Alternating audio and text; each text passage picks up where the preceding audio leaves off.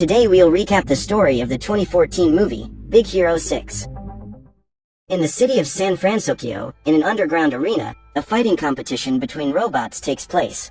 During the contest, the robot controlled by the pink-haired girl apparently manages to defeat its opponent. However, suddenly, Yama's robot gets up and uses a chainsaw, attached to his arm, to rip the opponent's head off. After the victory, the man asks who will be the next to challenge him, and Hiro Hamada, a 14-year-old boy, enters the challenge to duel against that guy. His robot is much smaller than all the others participating in the contest and was built by himself. After the betting, the fight begins, and within seconds, Hiro's robot is completely destroyed. The boy asks for a second chance, claiming that this is his first fight. Yama does not intend to duel him again, but decides to accept the request when Hiro pulls a large amount of money out of his pocket. At the start of the second round, all parts of the Mega Bot unite again by magnetism and its facial expression transforms. During the fight, the robot splits into several parts to attack the enemy. After ripping off his opponent's arms, Mega Bot rips off his head and ends the fight. Hiro then takes the victory money, but Yama feels cheated and steals his robot. Then he orders his men to teach the boy a lesson. However, before Hiro gets hurt, his older brother shows up on a motorcycle and takes the boy out of that place. In that instant, the boy activates the Mega Bot and the robot manages to free itself from Yama. As they flee, Tadashi complains about his brother taking part in underground fights again. Hiro graduated from school at age 13, but has no intention of going to college, as he believes he won't learn anything he doesn't already know. As Tadashi tries to find a way out, the police show up and they are both arrested. As his parents had died when Hiro was 3 years old, his aunt Cass goes to the police station to pick them up. When they finally get home, they go straight to their room and Hiro receives notification that a new robot fight is about to begin. The boy intends to participate in the competition, but his brother tries to stop him. Realizing that he will not be able to dissuade the boy, Tadashi offers to take him, but instead of going to the underground fight, the boy takes his brother to meet the university where he studies. When he enters the laboratory, the boy is dazzled by all the technology and discovers that he can learn a lot of new things in that place. Hiro meets his brother's classmates and is excited to realize that he's not the only genius there. Each of them is working on an invention and they show their work to the boy. Now it's Tadashi's turn to present his new project. The young man takes a tape, glues it to Hiro's arm and pulls it, causing a slight graze on his arm. When the boy screams in pain, Tadashi's robot is activated. Baymax walks up to Hiro and introduces himself as a personal health agent, who has been programmed to respond when someone makes a pain sound. After scanning the boy, Baymax identifies the lesion and uses an antibacterial spray to prevent possible infection. Hiro is impressed and Tadashi tells him that he has programmed his robot to be able to perform over 10,000 medical procedures. All of its programming is stored on a small chip, which is attached to the robot's chest. As the boy evaluates each piece that makes up the robot, Baymax gives him a lollipop, to reward him for his good behavior during the service. He then says that he will be deactivated the moment his patient says he is feeling better. Hiro then assures him that he is better and Baymax returns to his charger case. At that time, Professor Robert Callahan appears and the boy is thrilled to meet him in person, as he always thought that man was a brilliant scientist. After seeing the Mega Bot, Callahan offers the young man an opportunity to enroll at the university, but Tadashi claims that his brother is more interested in participating in robot fights. Minutes later, the brothers leave and Tadashi says that they need to run if Hiro wants to make it in time to participate in the competition. However, after witnessing all that experience in the laboratory, the young man decides to enter the university and Tadashi is willing to help him. He says that every year there is an event where students exhibit their inventions. If Hiro designs something capable of catching Callahan's attention, he will be guaranteed a spot in his lab. However, the boy spends all day trying to create something amazing, but no ideas come to his mind. Tadashi then helps his brother look at things from another angle and, after seeing the Mega Bot right in front of him, he has a genius idea. Over the next few weeks, Hiro works intensively in his makeshift laboratory in the garage until his project is finally ready. With the help of Tadashi and his friends, the boy takes his newest invention to the exhibition. When he takes the stage, he attaches a neurotransmitter to his head and takes a micro-robot that was kept in his pocket. By saying that this is his project, some viewers are dismayed, as they think that the robot is not capable of doing anything. However, when that thing connects with its friends, it is capable of forming any structure.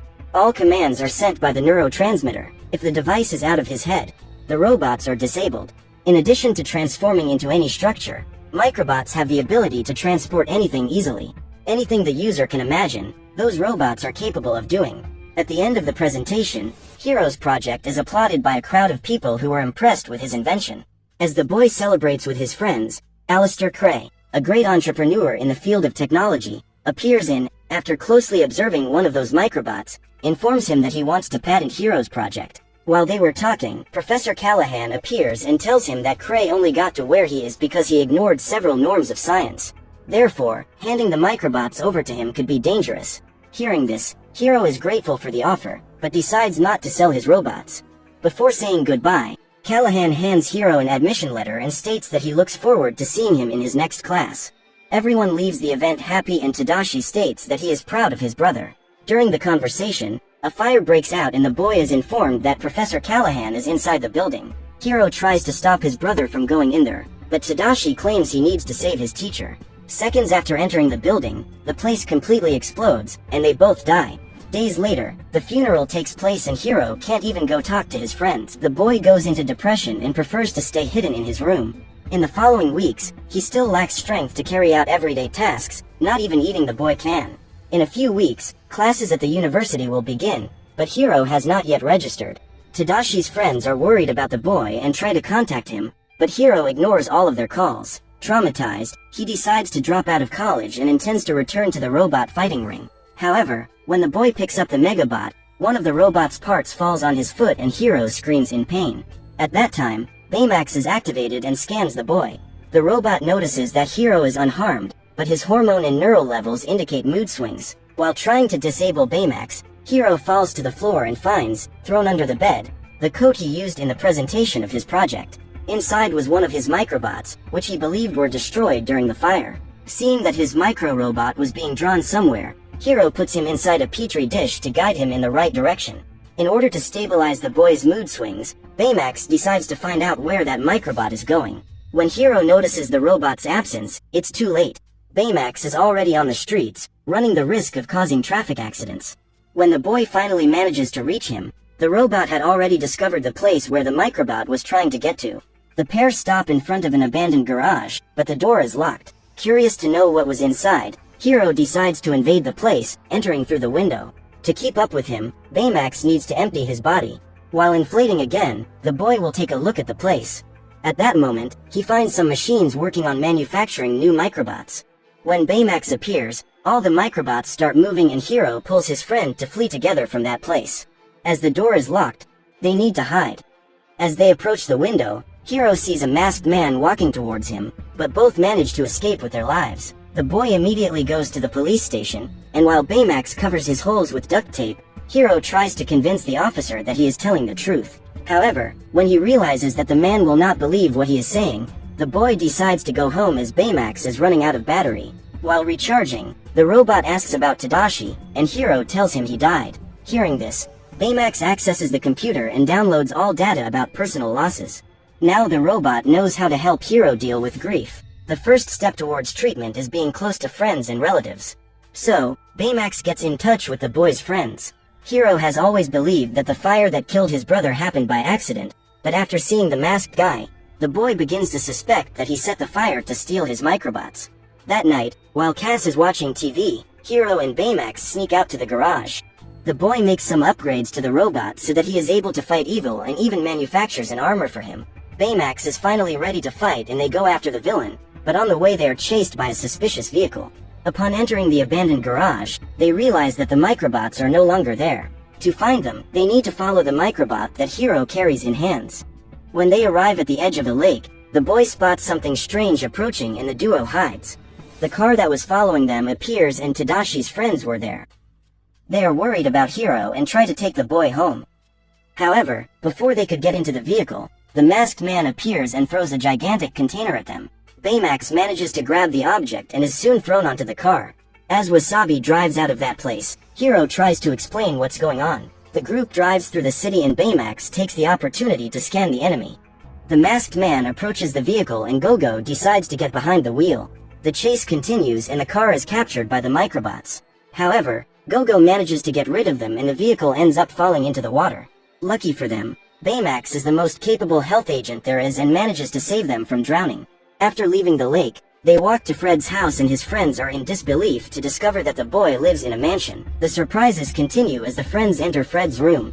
The place is completely bizarre, decorated with dolls and fictional creatures. As Hiro thinks of a new plan to catch the villain, Baymax notices his body temperature is low and starts to warm him up. The other friends approach to warm up too, and the boy asks if they know the symbol that was drawn on some of the items the masked guy was carrying. So Fred tells him he has a theory. He believes that the villain who attacked them is none other than Alistair Cray. The businessman wanted to buy the microbots from Hiro, but the boy refused the proposal. Therefore, Fred believes that Cray caused the fire to steal the robots without arousing suspicion. But Hiro doesn't fully believe this theory and claims they need more data to find the suspect. At that moment, Baymax says that he scanned the masked man and knows all the data related to his health status. Hearing this, Hiro comes up with a new plan that consists of scanning the entire city at the same time so that Baymax can locate the masked man. For this strategy to work, the boy will need to improve the robot's sensor. All the friends agree to help him in this mission, and Fred is excited about the idea of becoming a superhero. As they work on their suits, Hiro surmises that the villain's neurotransmitter is in his mask. If his theory is right, just take off that guy's mask and he'll lose all control of the microbots. Before putting the plan into action, they use the mansion's space to train with their new inventions and use Fred's butler as a guinea pig for their experiments. A few days later, Hiro introduces his friends to the new Baymax, updated to version 2.0. With that armor, the robot can launch rocket punches and even has wings. On his back, there is a magnet, where the boy must attach himself to fly along with Baymax. However, the first flight experience is not very pleasant and Hiro is desperate. They almost have several accidents and the boy only calms down when the robot lands on the Golden Gate. Seconds later, Baymax launches himself hundreds of meters into the air and soars over the ocean. Then the robot takes Hiro to the city. They are under the clouds watching the sunset when the boy asks Baymax to scan everyone in town in order to locate the villain. The robot finds the masked man and signals that he is on an island near the city. After picking up their friends, they fly there. The friends are scared, because that would be the first official fight they would have. Upon hearing the slightest noise, they activate their powers, but soon discover that they were attacking a pigeon. As they enter the facility, the team walks through the hallways, until Honey finds something suspicious. They enter a partially destroyed room and look for the control panel. When Hiro turns on the screen, a recording appears, in which Cray presents his new project to his investors, which consists of a portal that allows the instantaneous transport of any person or object through space. Abigail is the first person to be teleported by that machine and prepares her capsule to make the journey. Seconds after launch, the team loses contact with the pilot and the portal begins to self-destruct. Cray then interrupts the electromagnetic field and Abigail is trapped inside. After watching the video, Hiro and his friends are convinced that Cray is the guy in the mask and intends to use the microbots to rebuild the teleportation portal. At that moment, the villain appears and throws a giant rock at the young friends. Baymax manages to hold it back and uses his rocket fist to free them. The group band together to get the mask with the neurotransmitter, but the man gets rid of them all. Fred is the first to be defeated and Go Go tries to get his attention. As the girl prepares to attack, Honey launches one of her jelly balls at the enemy, but ends up missing her target. At that time, Wasabi appears and needs to use his laser sword to defend himself from the microbots' attack. After all his friends are defeated, Hiro and Baymax appear flying and the boy manages to rip the mask off the guy who killed his brother. It is at this moment that the young boy discovers that the villain, in fact, is Professor Callahan. During the fire at the exhibition, the man used the microbots to protect himself, meaning Tadashi died for nothing. Upon discovering that the man saved himself and allowed his brother to die in the fire, Hiro orders Baymax to destroy him. However, the robot's programming prevents it from harming any human. So, the boy takes out his original chip, programmed by Tadashi, and inserts another card, with a programming that allows him to attack anyone who gets in his way, while the other ones try to stop Baymax from eliminating a person. Callahan manages to retrieve his mask and escapes with the microbots. In the midst of that chaos, Honey manages to insert Baymax's original chip and the robot returns to normal. Furious, Hiro goes after the professor and tries, again, to change the robot's chips. However, Baymax manages to stop him and claims that his purpose is to heal the sick and injured, not hurt people. He then shows a recording made by Tadashi. The boy recorded every attempt to make Baymax work. After 84 tests, he was finally able to get the robot to work properly and was extremely happy to know that Baymax will be used to help many people. Seeing this video, Hiro gets emotional and asks the robot for forgiveness for what he had done. At that moment, his friends show up and deliver a flash drive containing a new recording they found on the island. In the video, Callahan arrives just as Abigail is trapped inside the portal, and the group discovers that the woman was the professor's daughter. Now, Callahan seeks revenge on Cray. As the man introduces his company's new campus, the masked man appears and captures him. Callahan claims that his daughter died because of Cray's arrogance, as the businessman knew that the portal was not yet complete and still allowed Abigail to enter it. In revenge, the professor uses the microbots to rebuild the teleportation machine and eliminate everything most precious Cray has. Before the place is destroyed, Hiro and his team show up and try to convince Callahan to give up his revenge, but the man instead attacks his students and takes down Baymax. Hiro is thrown away and ends up being sucked into the portal. His friends try to save him, but they end up being captured by the microbots. Seeing his partners in danger, the boy asks his friends to destroy the robots, as they would be sucked into the portal and could no longer follow Callahan's orders. When he realizes that Hiro is in danger, Baymax manages to break free and go to save him. Now, with the entire group together, the boy asks his friends to focus their efforts on destroying the robots while he distracts Callahan. By the time the man realizes it, he is down to less than half of his microbots, and Baymax manages to retrieve the mask. By removing the neurotransmitter from his head, the portal starts to collapse and begins to suck everything around it. Cray states that there is no way to turn it off, and in a few minutes, the portal will self-destruct. The only solution is for everyone to move away from that location, but Baymax detects a sign of life inside the machine and decides to go there to help. After all, that's what it was built for. His sensor indicates that there is a woman inside and she is in a state of hibernation. Immediately, Hiro realizes that this is Callahan's daughter and decides to accompany Baymax on a mission to save her. When they cross the portal, they are faced with a completely different universe. As they try to reach the capsule, they must dodge the thousands of Cray tech debris. After finding the capsule, they prepare to leave. However, on the way back, as they are about to go through the portal, a giant debris appears and Baymax jumps in front of Hiro to protect him. At that instant, his armor is destroyed and his thrusters stop working. The robot can't get out of that place anymore, but it's still determined to save Hiro and Abigail. The boy despairs and tries to think of another solution to save his friend. However, there is no time for that, as the portal will soon be destroyed. So Baymax asks if the young man is feeling better, and when Hiro says yes, the robot is deactivated. But first, he uses his rocket arm to send the capsule out of the portal before it explodes. Minutes later, the ambulance appears. Abigail is taken to the hospital and Callahan is arrested. Weeks later, Hiro starts attending university with his friends, and one day, when he takes Baymax's arm out of a cardboard box and places it as an item in his lab, the boy finds the robot's chip. The object was tucked inside his fist and contained all of Baymax's stored programming. Hiro just needs to create a new robotic body and insert the chip. In this way, the boy manages to bring his friend back with all his memories. Along with their team of young nerds, they continue to act as superheroes and take care of the residents of the city of San Francisco. Please like and subscribe.